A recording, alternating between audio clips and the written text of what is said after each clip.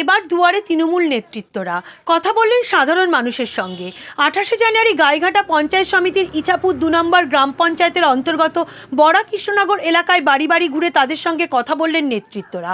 মুখ্যমন্ত্রী মমতা বন্দ্যোপাধ্যায় সাধারণ মানুষের জন্য দুয়ারে রেশন প্রকল্প, স্বাস্থ্যসাথী, লক্ষ্মীর ভাণ্ডার, সবুজ সাথী, মেয়েদেরকে আরও সামনের দিকে এগিয়ে দিতে কন্যাশ্রী প্রকল্পের মতো একাধিক উন্নয়নমূলক প্রকল্প তিনি চালু করেছেন।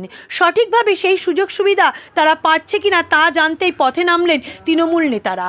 গাইঘাটা ব্লকের বিরোধী দলের লোকসভা সাংসদ এবং বিধানসভার বিধায়ক থাকা সত্ত্বেও তারা কোনোদিন মানুষের খোঁজ নেননি, শুধুমাত্র তাদেরকে আশ্বাস জুগিয়েছেন। বড়া কৃষ্ণনগর অঞ্চলের ভাঙা রাস্তাঘাট, রাস্তায় নেই আলোর ব্যবস্থা, প্রবল বৃষ্টিতে সাধারণ মানুষকে দুর্দশার মুখে পড়তে হয়।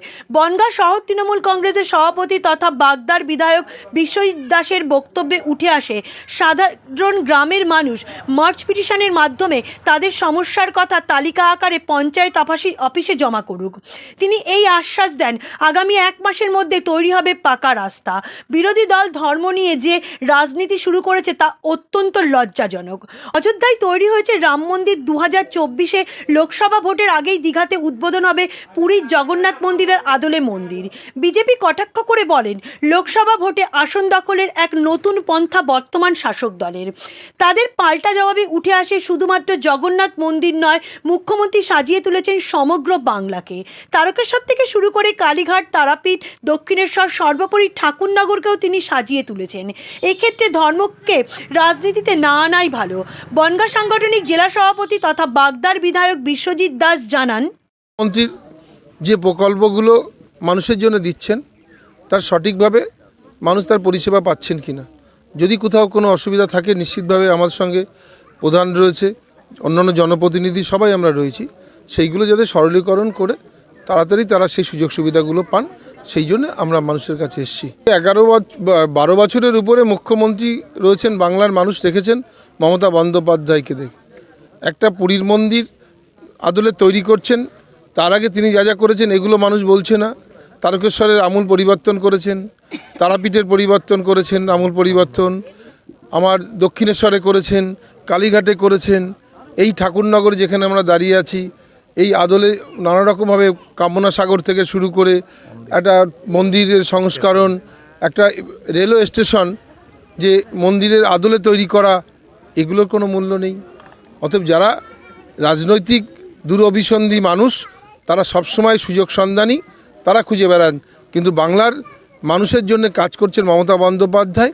আর একদিকে কেন্দ্রে যারা বসে আছেন বিভাজনের রাজনীতি, ধর্মের নামে রাজনীতি, বাংলার উন্নয়নটাকে বন্ধ করেছেন।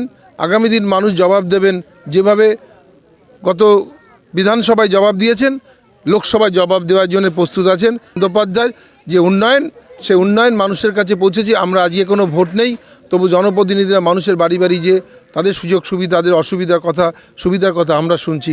আমরা 365 দিন মানুষের পাশে থাকি, আর ওরা থাকে টিভির পর্দায়, ওরা ওখানেই থাকুক আর ইডি সিবিআই নিয়ে থাকুক, আমরা মানুষের পাশে থাকি। এই যে আমাদের ঘরটা যে ভেঙে গেছে, আমরা ঘর পাইনি, আমাদের লিস্টে নাম হয়েছিল তাও কিন্তু আমরা ঘর পাইনি।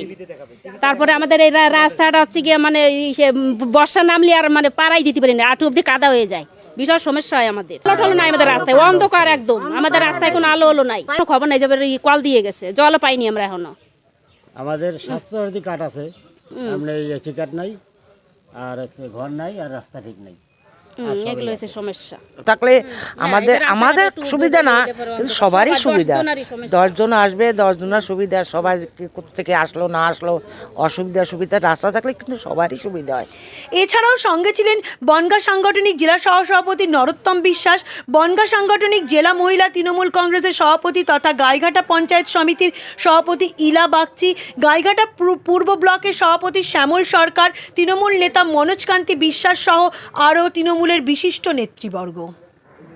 নিউজ ব্যুরো, নজরে বাংলা।